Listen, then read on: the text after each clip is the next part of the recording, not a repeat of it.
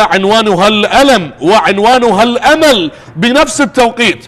فريق يريد أن يتمسك بالحياة، وآخر يبحث عن وداع يحفظ ما تبقى من الكبرياء. نتمنى لكم طيب المشاهدة، وأن تكون مباراة جميلة وتليق باسم الفريقين. نفط ميسان يلعب على أرضه ما بين جماهيره فرسان المملكة، أما غزلان البادية من الجهة المقابلة وجماهير ميسان استقبلتهم باستقبال جميل، وتحت عبارات يا هلا بالضيف يا مية هلا. إذن أحبتي مشاهدينا في كل مكان، الطاقم التحكيمي اللي يقود مجريات هذا اللقاء بقيادة الحكم محمد صلاح، يساعد هاني إبراهيم ومحمد عماد وأحمد فائز. أما بغرفة الفار بغرفة الفيديو على سلام ورضا عباس. أما بالنسبة لي تشكيلة الفريقين، بالنسبة لي أصحاب الدار بحراسة المرمى أمجد رحيم حارس مرمى نفط ميسان اللي كان حارسا لفريق النجف، وبعد ذلك انتقل إلى نفط ميسان. هنا مشاهدينا متابعينا، هذه هي الرسالة الواضحة أمامك بالصورة. على ما يبدو هنا التعازي تقدم من لاعبي نفط ميسان لوفاة والد اللاعب كريست كوفاما.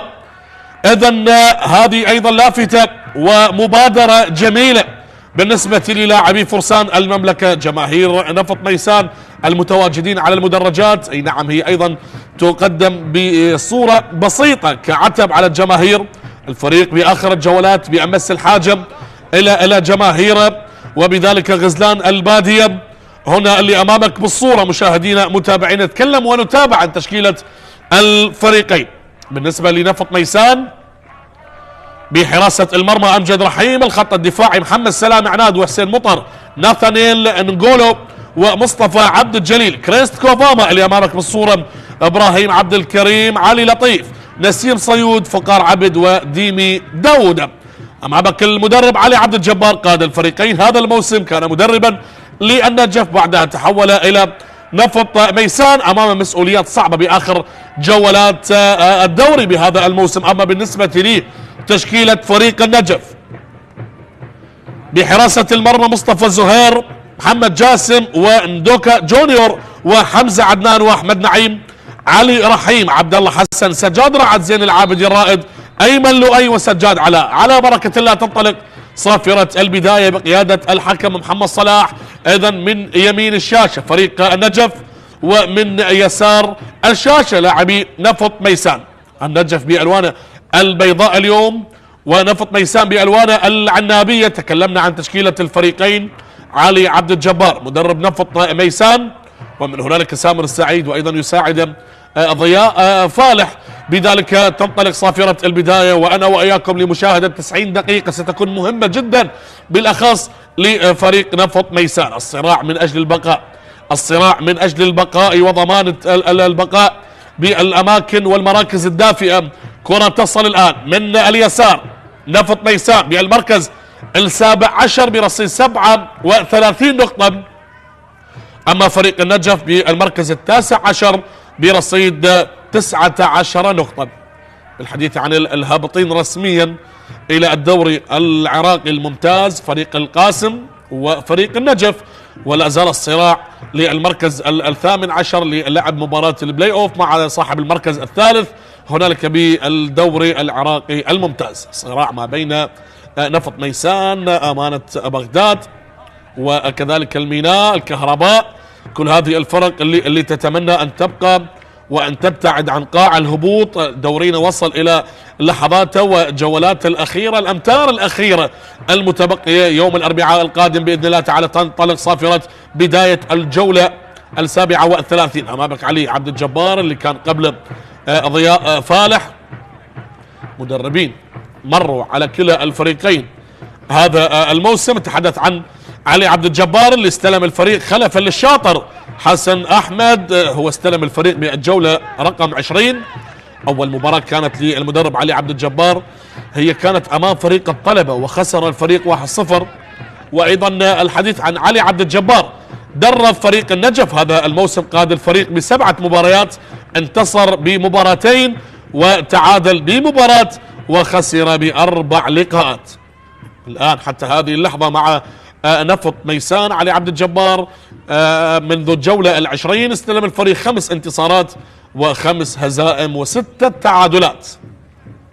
هكذا هي أرقام وإحصائيات المدرب علي عبد الجبار. إذن مشاهدينا متابعينا الأجواء لا زالت هادئة ما بين الفريقين، الأمور لا زالت هادئة. ملعب ميسان الأولمبي اللي أمامك بالصورة، هذا الملعب اللي يتسع ل25,000 متفرج. نفط ميسان اليوم احتاج جماهير، اي نعم متواجدة الجماهير لكن بعدد قليل، وهي ايضا رسالة لجماهير نفط ميسان، كان يحتاجك او كانوا يحتاجونك بهكذا مباريات، والفريق يصارع من اجل البقاء. مباراة القادمة لحساب الجولة 37 ستكون امام القوة الجوية، وهنا الكرة من الطرف الايمن، نقلة لكريست كوفاما اللاعب من الكونغو بكرة عالية للسنغالي لكن لم تصل لديمي داود. اتحدث عن هدافين الفريقين، ديمي داود برصيد 12 هدف، وبالجهة المقابلة رضا فاضل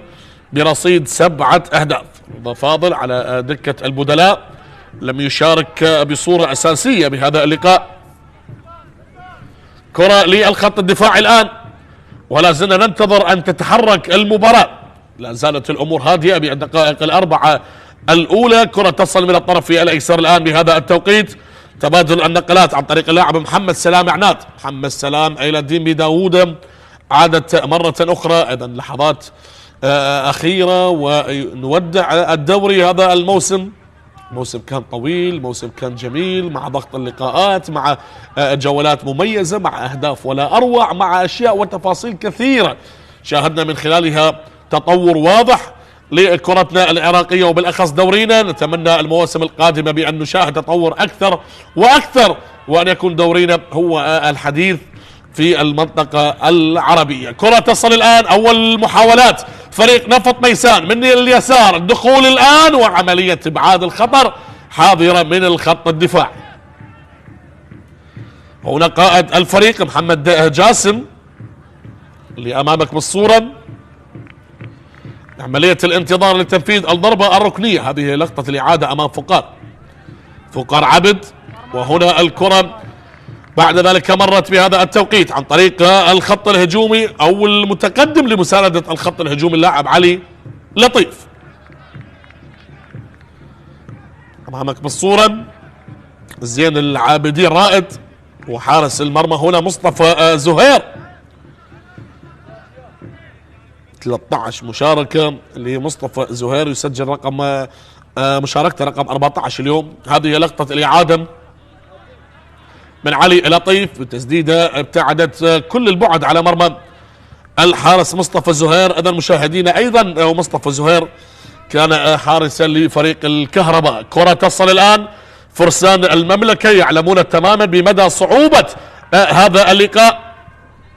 النجف، وهنا نفط ميسان والانطلاقة السريعة، والكرة غادرت بهذا التوقيت. نادي النجف هذا الموسم كان موسم صعب، يعني هو أول مشاركة بالدوري 1987، هذا هو أول هبوط رسمي لفريق النجف، وجماهير غزلان البادية يعلمون تماما بمدى صعوبة هذا الموسم. نتمنى لهم التوفيق الموسم القادم بأن يحاولون من أجل العودة من بوابة الدوري الممتاز. هنا كرة العالية إلى الغزلان، والرأسية لم تصل من الطرف الأيسر الأقرب. مصطفى عبد الجليل يزيد بالسرعة ويمرر بوسط الملعب، وبعد ذلك يبحث ديمي داوود عن المساندة الهجومية. علي لطيف الانطلاقة المميزة وفقار عبد، لكن الكرة الأقرب إلى الخط الدفاعي تبعد إلى ضربة ركنية. سوء تفاهم ما بين مصطفى الزهير وندوكا جونيور اللاعب النيجيري على التنفيذ الآن بهذا التوقيت اللي لا زال من خلاله يبحث فرسان المملكة عن تسجيل أول أهداف في اللقاء. هل يعتمدون على الكرات الثابتة؟ ايضا السنغالي اللي امامك بالصورة وهداف الفريق برصيد 12 هدف. ماذا هناك؟ العب، يقول لك العب، ليس هنالك ركلة جزاء، وبذلك ضربة ركنية لنفط ميسان. لفرسان المملكة والرأسية، لكن مرت الكرة بهذه اللقطة. نعم فقر عبد أراد الوصول أولا، لكن الكرة مرت. شوفها بالإعادة ديمي داوود باللقطة الماضية، لكنها أبعدت إلى خارج الملعب. لنشاهد لنترقب هنا العرضيات، وبدأ يعتمد نفط ميسان على الكرات العالية، وبهذا التوقيت اللي لا زال من خلاله يبحث فريق نفط ميسان بأن يسجل أول أهداف اللقاء. لكن فريق النجف لا يوجد شيء ليخسره، سيلعب بأريحية تامة من دون أي ضغوطات تذكر، كما شاهدنا فريق القاسم بالجولات الأخيرة عندما تم الإعلان عنه أنه هبط رسميا. قدم مباريات كبيرة، أعطى فرصة أكبر للشباب. تحدث عن المدرب الدكتور حسن هادي اللي أعطى فرصة كبيرة للشباب، ويعني هيئهم نفسيا لأن يسوقون أنفسهم بالجولات الأخيرة. وقدم القاسم نتائج جيدة بآخر الجولات، تعادل أمام أمانة بغداد، تعادل أمام الزوراء، وقدم جولات أخيرة جيدة بغض النظر عن النتائج السابقة. لكن أيضا هنا نفس الحال عن ما أتكلم عن القاسم، هنا فريق النجف كذلك تقريبا بنفس الصورة، وبذلك الكرة تعود من نفط ميسان على الطرف الأيسر، لكن التركيز مفقود باللقطة الماضية، والكرة تحولت إلى رمية جانبية. رمية جانبية الآن، هذا حسين مطر قائد الفريق. عملية الانتظار لاستئناف اللعب، والكرة إلى رمية جانبية بهذا التوقيت. أحمد نعيم كان أمامك بالصورة، هنا زين العابدين رائد. الكل يعني تقريبا حتى المنافسين، تحدث عن باقي الفرق، يعني يشعرون ببعض الألم والحزن على فريق النجف. هذا الفريق التاريخي ليس بالفريق العادي، تأسس بسنة 1961 وكانت له صولات وجولات، لكن هكذا هي كرة القدم، يوجد بها فترات صعبة ولحظات انكسار وخذلان، لكن لا بد من العودة. سلامات للاعب فريق النجف، مستلقية على أرضية الملعب، ولا نتمنى مشاهدة الإصابات. على ما أعتقد هو اللاعب سجاد علاء المستلقي على أرضية الميدان. هل هو سجاد علاء؟ خلينا نشوف اللقطة. هذه هي اللقطة أمام كريست كوفاما من الكونغو. كريست كوفاما شاهدنا أيضا مبادرة من زملاء ولاعبي نفط ميسان بتقديم واجب التعازي لهذا اللاعب كريست كوفاما بمناسبة أو بسبب وفاة والده. حديث الآن ضياء فالح وعلي رحيم، ومن يقود اللقاء هنا علي عبد الجبار قاد الفريقين هذا الموسم. ابتسامة حاضرة، أيضا سبق وأن درب نفط ميسان الموسم السابق، درب القوة الجوية، هذا الموسم درب النجف، والآن مع نفط ميسان يعود. هذه اللقطة أراد اللحاق بكرة لكن حصل الالتحام، وسجاد علاء يشكو من إصابة بهذا التوقيت. سلامات لسجاد علاء، عودة لاستئناف اللعب. نذكركم بأن الجولة القادمة نفط ميسان يستضيف القوة الجوية هنا على ملعبه، والنجف يواجه فريق القاسم خارج ملعبه.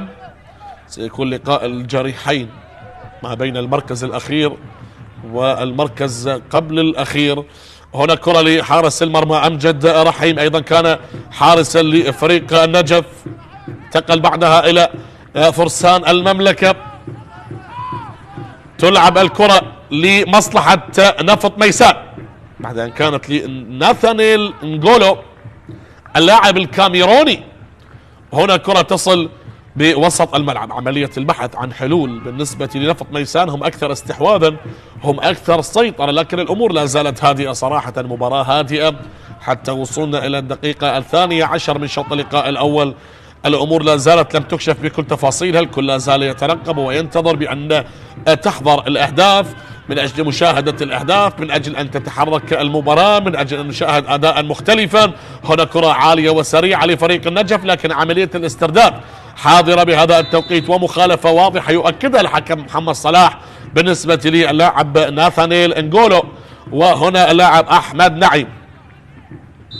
الحديث اللي لا زال موجود. وهنا ملعب ميسان،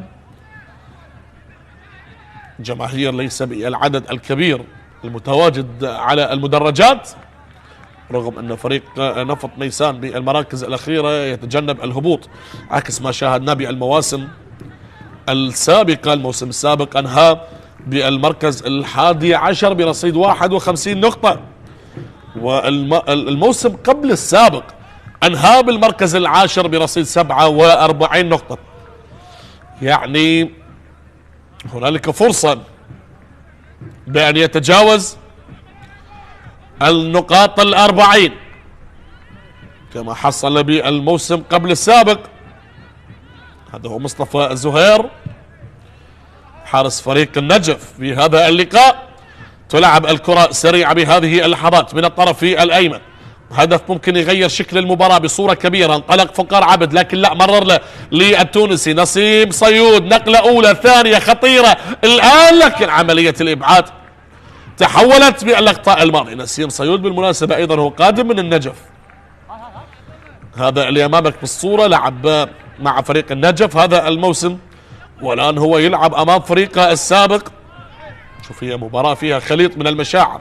نسيم صيود القادم من النجف، أمجد رحيم كذلك، حتى المدرب علي عبد الجبار، وبذلك علي لطيف الآن بكرة لعبت سريعة بهذا التوقيت من الطرف الأيمن. علي لطيف يبحث عن الدخول، يبحث عن العبور. الله الله الله الله الله الله الله الله الله على اللقطة، لقطة ولا أجمل ولا أروع، وعلى ما يبدو ركلة جزاء بهذا التوقيت. ننتظر عملية الاستلام من محمد سلام عناد، كانت بصورة ممتازة. وهنا محمد صلاح يؤكد ركلة جزاء، محمد صلاح يؤكد ركلة جزاء ولا يتردد. خلينا نشوف اللقطة هذه. هي بدأت من علي لطيف ومررها بصورة ممتازة، الاستلام جميل، الدوران جميل، وهذه هي اللقطة أمام محمد سلام. وحكم اللقاء محمد صلاح يؤكد ركلة جزاء بانتظار تأكيده بعد المشاورة مع حكام الفار علاء سلام ورضا عباس. هذا علي عبد الجبار، علي عبد الجبار، والشعور بالفرح بهذه اللقطة. ننتظر الآن، أكدها نعم محمد صلاح، ركلة جزاء لنفط ميسان، ركلة جزاء وفرصة لإضافة أول أهداف اللقاء. هل هو علي لطيف من سينفذ؟ خلينا نشوف. اي نعم، علي لطيف، علي عبد الجبار يتركها، لا علي لطيف يتركها للهداف للسنغالي ديمي داوود.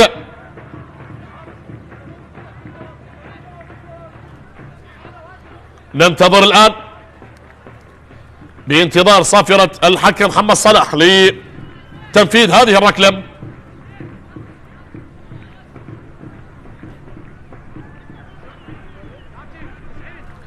ديمي داوود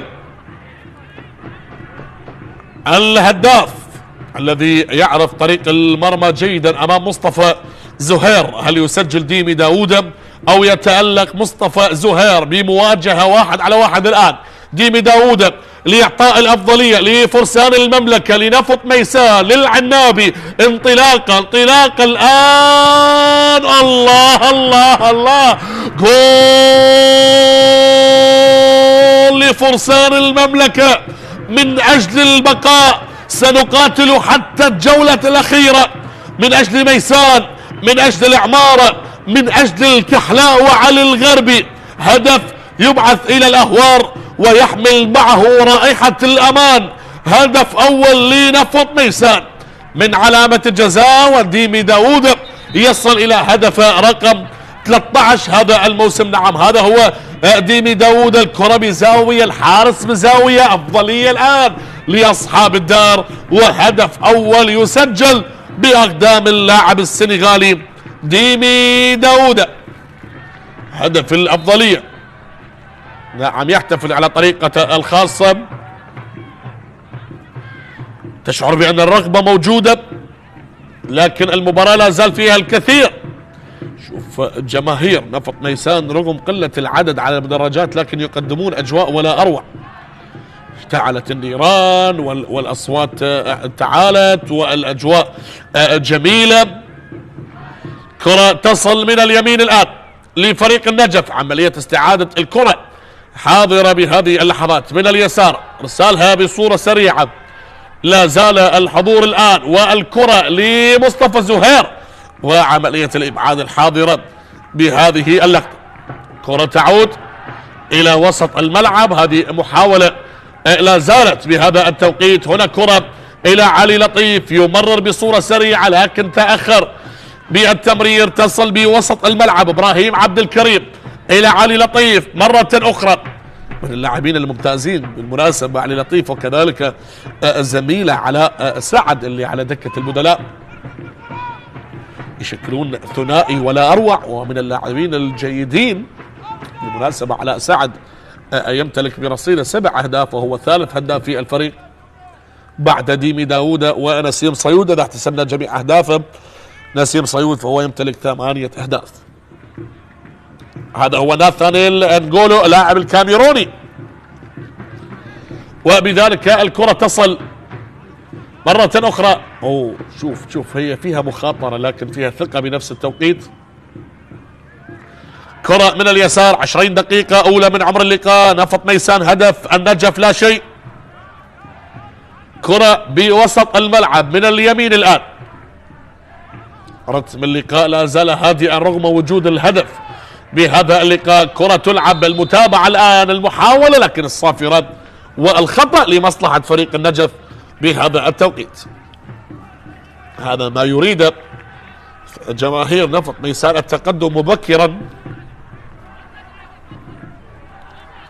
ونعود وأن نذكركم بأن فريق النجف يلعب بدون أي ضغوطات تذكر. أما بنفس التوقيت أيضا نذكركم بأن مباراة الميناء وزاخو تلعب بنفس التوقيت. هو أيضا لقاء مؤجل لحساب الجولة 29 حتى هذه الدقيقة، ولا زالت نتيجتها 0-0. وهنا كرة لمصلحة حارس المرمى أمجد رحيم.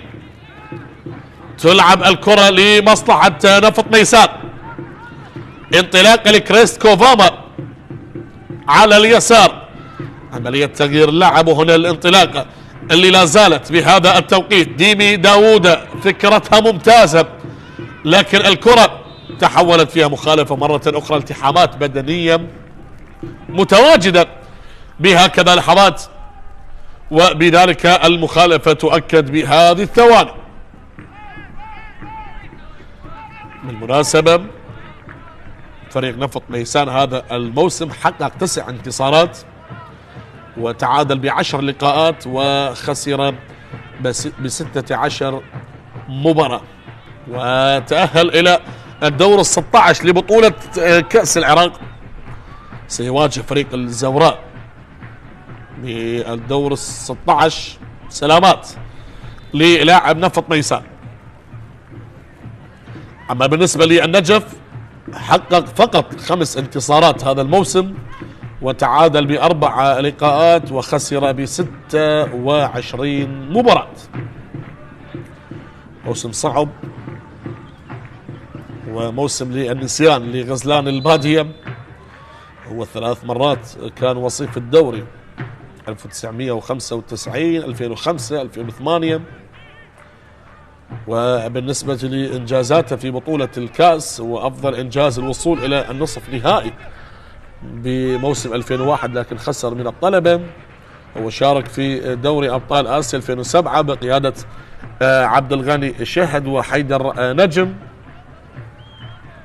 هداف الفريق التاريخي علي هاشم، وتاريخ طويل ومليء بالإنجازات لكن هكذا هي كرة القدم عندما تكون قاسية في بعض الأحيان. هذه لقطة الهدف اللي سجل من خلاله ديمي داوود أول أهداف اللقاء، ولا زالت الأمور هادئة حتى هذه اللحظة، حتى مع وصول الهدف الوحيد بهذا اللقاء. هنا الجماهير الميسانية وهؤلاء أيضا الصغار الذي انتشرت الأفراح بعد تسجيل هدف اللاعب ديمي داوود. ننتظر الآن استئناف اللعب، مباراة لا زالت هادئة، ستعود بمبدأ روح رياضية، اي نعم، اخلاق عالية وروح رياضية متواجدة بهذا اللقاء. رمية جانبية الآن، رمية جانبية بهذا التوقيت، لا زلنا ننتظر من خلالها بأن تلعب، اي نعم، نفذت بصورة سريعة، كرة لا زالت من اليمين، بعد ذلك الكرة تحولت إلى رمية جانبية، رمية جانبية 1-0 لنفط ميسان، النجف لا شيء. لا زلنا ننتظر، دورينا وصل إلى جولات الأخيرة، وبعد ذلك المخالفة والصافرة تؤكد بهذه اللحظات. إذن مشاهدينا تصل الكرة لنفط ميسان من الطرف في الأيمن، محاولة لفقار عبد، عالية الكرة، فكرتها ممتازة لكنها كانت قوية وتحولت إلى خارج الملعب. فكرتها كانت ممتازة لكن تحولت إلى خارج الملعب، وبذلك لا زال الانتظار. مصطفى زهير بهذه الأثناء، وبذلك شوط اللقاء الأول، هل هنالك المزيد من الأهداف أو تتوقف بهذه النتيجة؟ تحدث عن شوط اللقاء الأول ليس بالمباراة بالمجمل، وبذلك لا زلنا نشاهد ولا زلنا ننتظر هذه الكرة السريعة اللي تحولت من الطرف في الأيمن، وبعد ذلك عملية الانتظار. هذا هو المدرب علي عبد الجبار، تصل بوسط الملعب،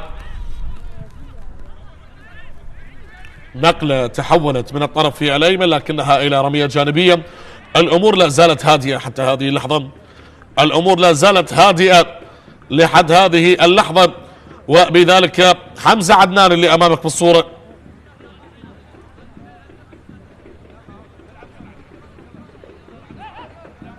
الحديث اللي كان موجود من إبراهيم عبد الكريم. هنا الكرة تلعب من الطرف في الأيمن، وبعد ذلك عملية الإرسال، هنا النقلة بالواحد على واحد رأسية، وبعد ذلك الاستعادة والبحث عن سجاد علاء، لكن الكرة تعود بوسط الملعب، انطلاقها لنفط ميسان، محاولة لفرسان المملكة للبحث عن المساحات. علي لطيف الآن انطلاق نحو الأمام، تحضير من الطرف الأيسر اللي لا زالت فرصة خطيرة لكن تدخل، بعد ذلك استعادة الكرة لمصلحة فريق النجف. كرة لا زالت لغزلان البادية، تصل من اليسار، تتركها تغادر إلى رمية جانبية. أيضا لا زالت الأمور لم تكشف بكل تفاصيلها بهذا اللقاء، لا زال هنالك الكثير والكثير. هل نشاهد المزيد من الأهداف في هذا الشوط؟ هل تبقى 1-0؟ إذا رمية جانبية بهذا التوقيت. ماذا هناك؟ ماذا حصل؟ حكم اللقاء محمد صلاح يطالب بإيقاف اللعب. لنشاهد الآن، هي استراحة لشرب المياه والتقاط الأنفاس.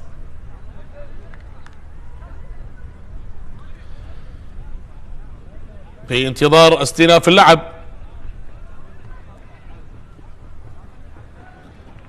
نتيجة 1-0 لنفط ميسان، النجف لا شيء. الآن لحظات من أجل التقاط الأنفاس، وبذلك لا زلنا نشاهد أيضا هنا الحديث المتواجد، كادر الفني بهذا اللقاء. نشاهد وننتظر، نترقب أنا وإياكم بكل مكان بهذا اللقاء المؤجل بحساب الجولة 30 بانتظار الربع ساعة تقريبا على نهاية الوقت الأصلي لشوط اللقاء الأول. وهنا اللحظات الصعبة اللي لا زال يعيشها لاعبي فريق النجف. إذن الحديث اللي لا زال والكلام الموجود، ولا زلنا نشاهد بهذا اللقاء. إذن دكة البدلاء أيضا من اللاعبين الجيدين بالنسبة لنفط ميسان، ماثيو وسواليو وتارم، وبذلك أيضا علاء سعد ومهدي عبد الجبار اللاعب البحريني القادم من الخالدية. إذن استئناف اللعب والعودة لمتابعة اللقاء. الجماهير الحاضرة العاشقة المحبة المؤازرة بهذه المباراة إذن قريبين جدا من الدخول بالنصف ساعة الأولى من عمر اللقاء، والكرة تصل من الطرف الأيسر. عملية تمرير، تغيير اللعب بهذا التوقيت، تبادل التمريرات، انطلاقة من الطرف الأيسر.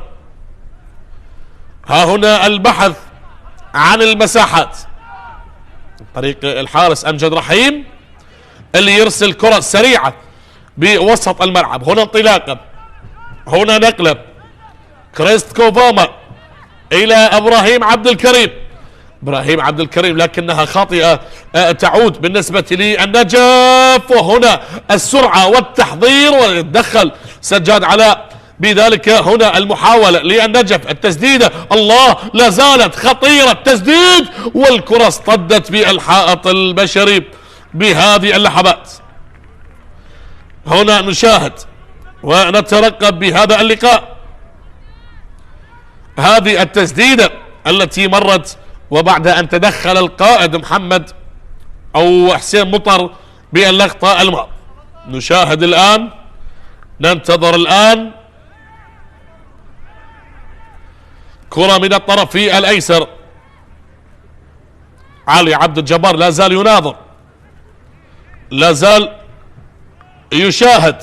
وهنا الكرات الثابتة للنجف، هذه كرة وأمجد رحيم نعم ينقض على الكرة. وبذلك نصف ساعة مرت من شوط اللقاء الأول. هنا قيادة المرتدات، هنا السرعة من فقار عبد، التمريرة لعلي لطيف لا زالت، والأقرب حارس المرمى مصطفى زهير.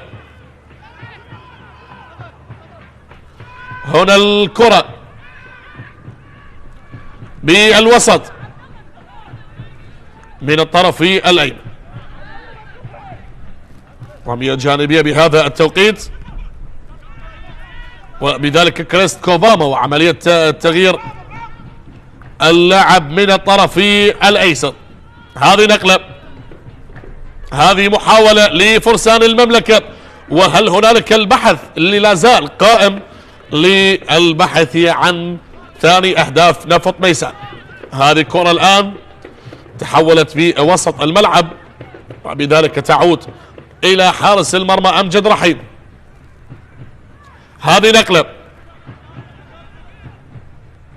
بوسط الملعب، وعملية تغيير اللعب من الطرف الأيسر.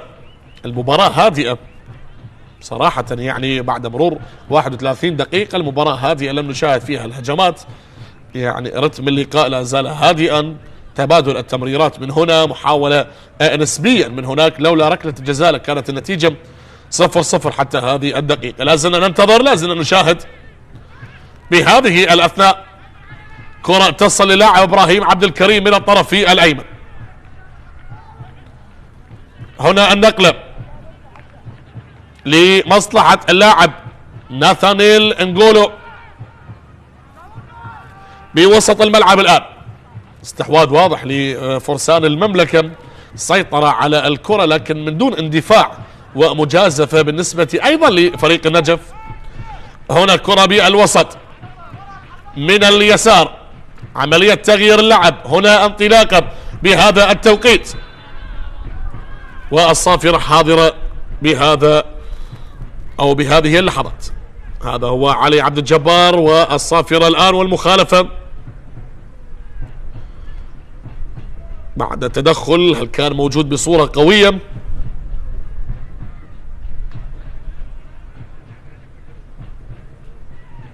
إذن مصطفى عبد الجليل بالحديث عن السجلات التهديفية بهذا الموسم. نفط ميسان سجل حتى هذه الجولة ومع هذا الهدف 45 هدف، استقبل 54. أما بالنسبة للنجف أيضا سجل 29 هدف لكن استقبل 67 هدف. هكذا هي الحصيلة التهديفية بالنسبة لنفط ميسان اللي سجل 44 قبل هذه المباراة، لكن اليوم سجل ديمي داوود ووصل إلى هدف رقم 45. لا زلنا نشاهد هذه الكرة بهذا التوقيت، هدف مقابل لا شيء، والأمور لا زالت هادئة. أتحدث بصورة صريحة جدا، المباراة لا زالت هادئة يعني رغم وجود الهدف وبانتظار الشوط الثاني. هل تتغير هنالك أمور كثيرة أو لا؟ إذن محمد صلاح بهذا التوقيت دقيقة 34 وهنا الكرات الثابتة لغزلان البادية النجف للبحث عن التعديل. هنا الكرة، هنا المحاولة بهذا التوقيت والبحث عن رأسية، لكن الكرة مرت مرور الكرام، الكرة مرت مرور الكرام إلى خارج الملعب، وبذلك على ما يبدو سجاد علاء لا يستطيع المتابعة. على ما يبدو سجاد علاء يشكو من إصابة، هو تعرض للإصابة أمام اللاعب كريست كوفاما قبل تقريبا 10 دقائق ولعب وهو يشعر بالألم، لكن الآن وصل إلى مرحلة لا يستطيع المتابعة، وبذلك يطالب الآن بتغييره. ننتظر الآن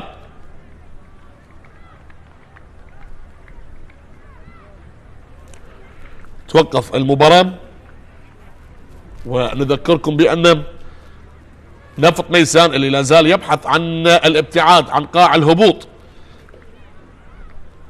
وبنفس التوقيت تلعب مباراة الميناء وزاخو أيضا مباراة مؤجلة لا زالت من دون أهداف حتى هذه الدقيقة.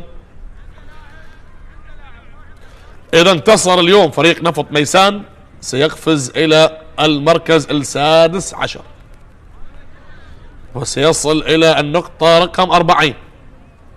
هذه هي اللقطة اللي تسبب من خلالها سجاد علاء بركلة جزاء. لنشاهد الآن يتلقى الإسعافات والكرة تعود. إذن استئناف اللعب، 10 دقائق متبقية لنهاية شوط اللقاء الأول بالنسبة لهذا اللقاء المؤجل لحساب الجولة 30. ننتظر ونترقب. الكرة تحولت من اليسار، كرة بالوسط وتبادل التمريرات بهذا اللقاء. لا يندفع اطلاقا فريق النجف ولا زال هادئا، والاعتماد على المرتدات عندما يخسرها لاعبين نفط ميسان سيبحثون عن المرتدات، هذا ما يريدونه. هذه الكرات العالية لنفط ميسان لا زالت الى فقار عبث، صراع بدني بالواحد على واحد، المتابعة اللي تحولت الى كريست كوفاما والتسديدة لكن اصطدت وعادت الى ديمي داوود خطيرة. علي لطيف تصويب والحارس مصطفى زهير والمتابعة. الله الله الله الله الله على هجمة قدمت بصورة جميلة تألق من خلالها الحارس مصطفى زهير. ممتاز مصطفى زهير بهذه ردة الفعل، وبذلك رأسية كريست كوفاما تحولت الى خارج الملعب. هذه هي اللقطة. مباراة لا زالت هادئة، والآن بدأت تتحرك بهجماتها الأولى، ولا زلنا ننتظر الآن. سجاد على غادر، وشارك الهداف رضا فاضل هداف الفريق برصيد 7 أهداف. تغيير اضطراري بسبب الإصابة، هذا ما جرى، هذا ما حصل. ننتظر الآن. كرة تصل للخط الدفاعي، كرة تلعب عالية للطرف الأيمن، وبعد ذلك الانتظار إلى رمية جانبية.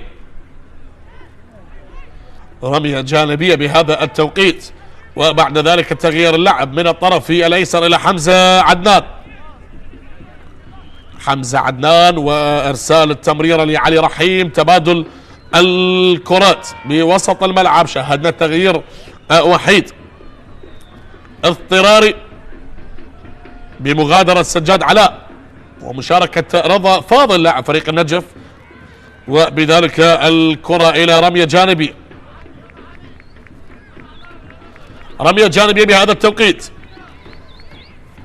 والأمور لا زالت نسبيا هادئة رغم تحرك نفط ميسان بالدقائق القليلة الماضية. هذه كرة تصل من اليسار، متابعة لا زالت، والرأسية والإبعاد، وهنا كريست كوباما من هذه المسافة البعيدة يرسل كرة عالية، اصطدت وعادت، وهنا الكرة تصل على الطرف الأيمن لمصلحة نفط ميسان.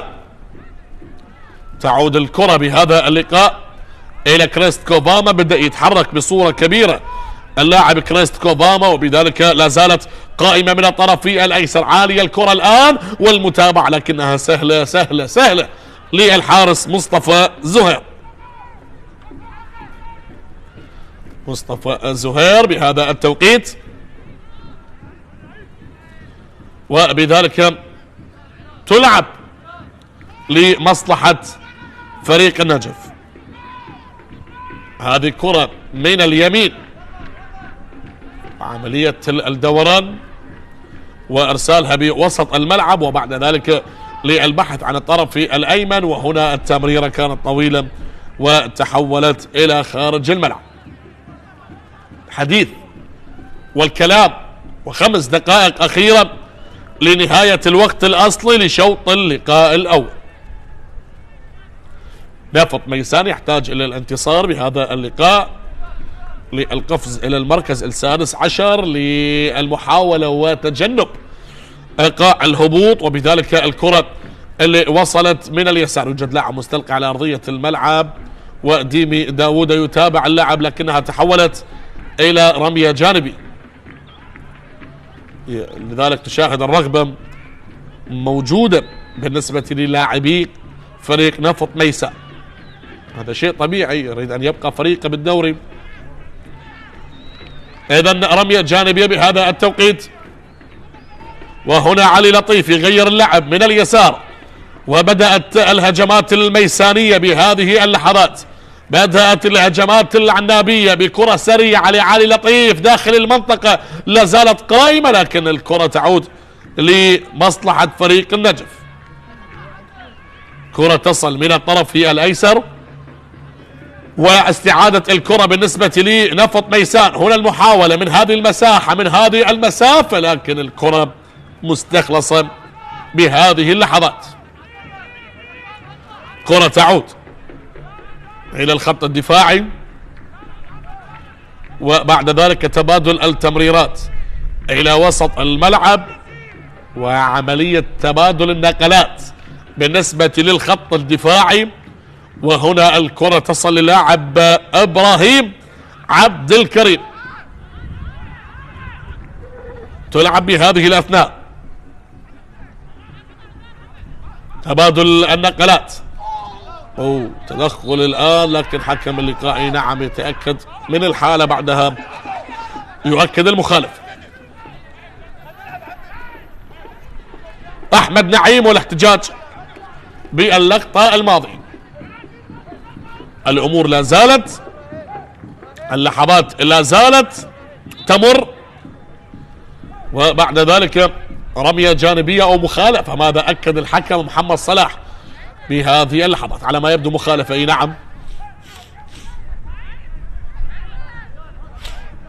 مخالفة لنفط ميسان،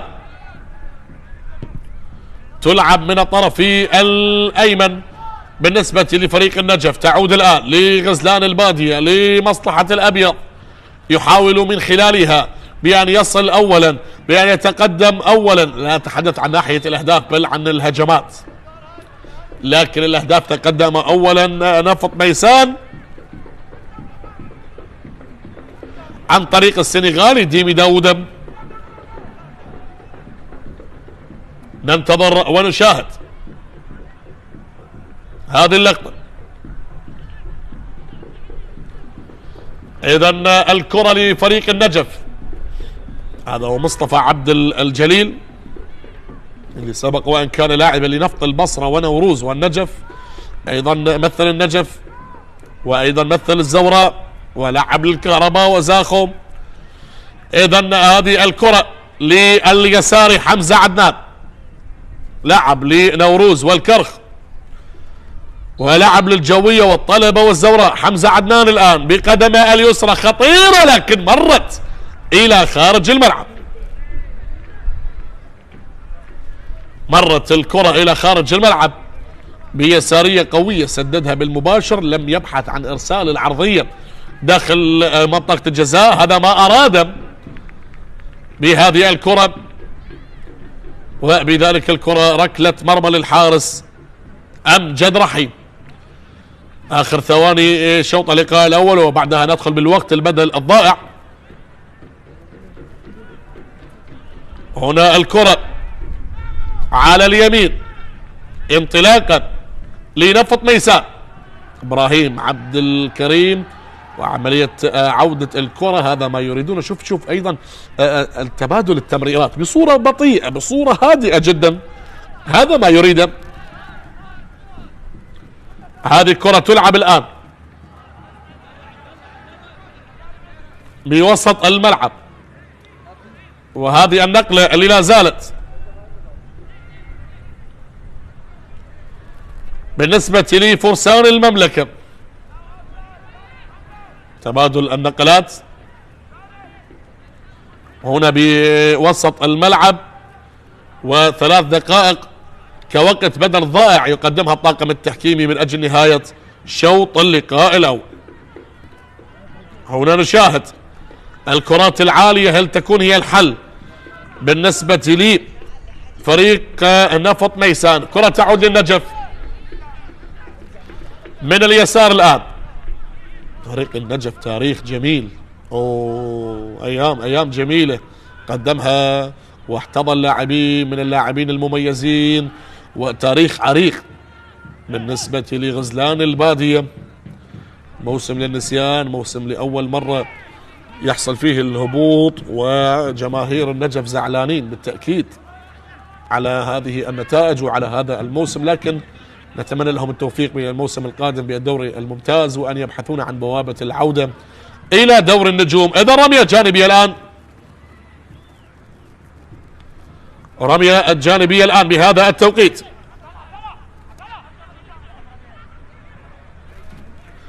تصل بوسط الملعب، وبعد ذلك النقلة على اليمين، ينتظر من خلالها إرسال الكرات السريعة، لكن تعود الآن إلى اليسار للنجف، محاولة للتعديل. هذا ما يريد غزلان البادية بهذا التوقيت. تلعب الآن لكن الكرة فيها صافرة ومخالفة، وكرة ثابتة أخرى لنجف.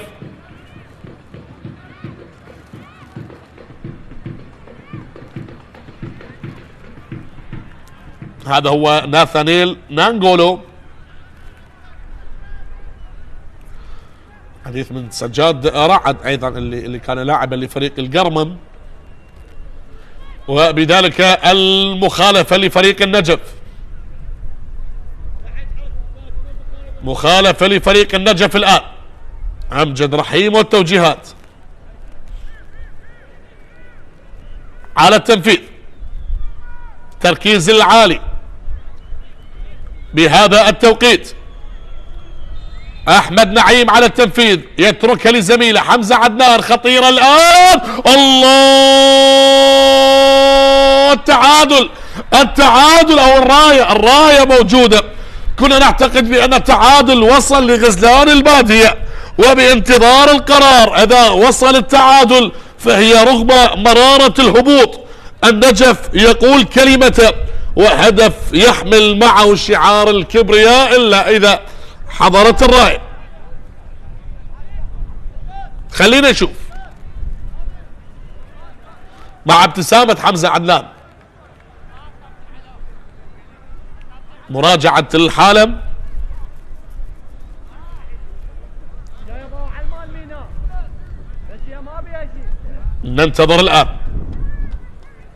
ننتظر الآن هل الهدف صحيح أو لا، بانتظار حكام الفار على سلام ورضا عباس. وخلينا نشوف اللقطة من أكثر من زاوية. هل سجل زين العابدين رائد هدف التعادل أو لا؟ محمد صلاح الحكم الاتحادي من الحكام المميزين. ننتظر الآن، الكل على أعصابه، الكل على أعصابه بهذا اللقاء. علي عبد الجبار، تسلل، نعم يؤكد التسلل، نو جول وصافرة لنهاية شوط اللقاء الأول. لا تذهبوا بعيدا مشاهدينا، متابعين، استراحة قصيرة ثم العودة لاستئناف هذا اللقاء بشوط الثاني.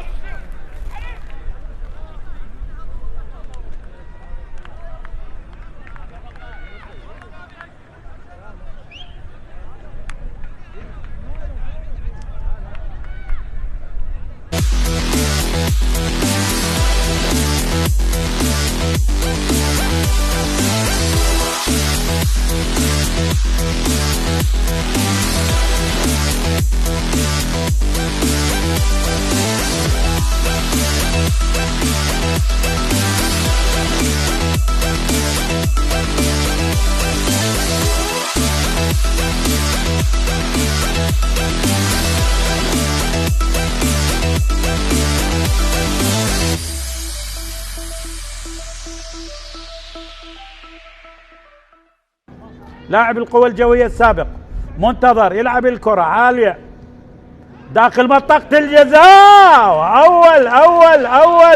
هدف أول للأمانة عن طريق ميلاد فلاح. ميلاد يأتي بالأفراح، ميلاد فلاح يأتي بالأفراح. اللاعب يعني الأقدم بالفريق أكثر من 12 موسم مع الأمانة يسجل هدف أول. أمانة بغداد على الميعاد. ميلاد فلاح يأتي بالأفراح جاية من خصم، وبالتالي هدف أول للأمانة، هدف أول لأمانة بغداد بمرمى ديالى. لاعب موسيس بيدرو الانجول الاخر، عالية قريبة داخل منطقة الجزاء، ثاني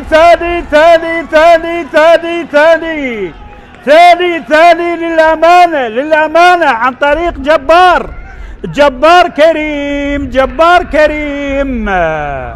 ثاني الأهداف في المكان السليم، ثاني لأمانة بغداد. يا جبار كريم، 7 أهداف بدورنا.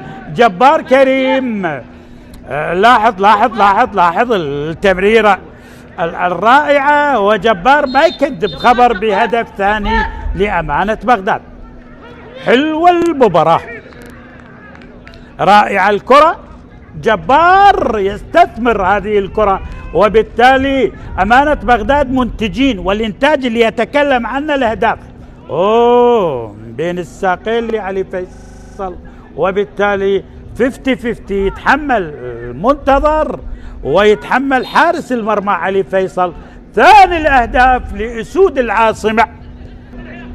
أمامية الكرة، الانطلاق الآن من جبار، خطيرة خطيرة خطيرة خطيرة، الله الله الله الله، ثالث ثالث ثالث ثالث ثالث للأمانة، ثالث لأسود العاصمة. منتظر عبد الأمير بهدف جميل، ثالث لأسود العاصمة. والأمانة عالي بالسماء، الأمانة عالي بالسماء.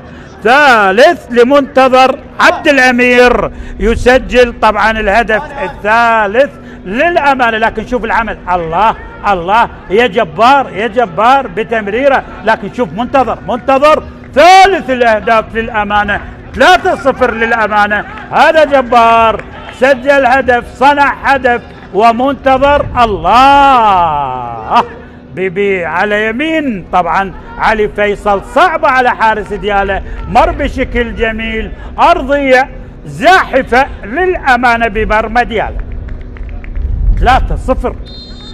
3-0. شوف منتظر طبعا عبد الأمير وصل إلى هدف السادس بدورنا، وسجل على القاسم. التماس الآن، كرة اللعب دياله لعلي صادق مع اياد عبد فرحان، خطيرة، محاولة مهاوي، النيران الصديقة، وهدف أول لدياله. أعتقد عباس ياسين، النيران الصديقة. لاحظ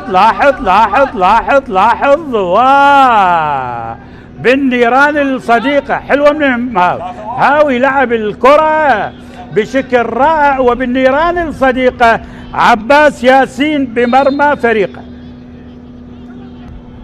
محاولة الآن، هجوم المرتد والانطلاقة، جبار، خطيرة،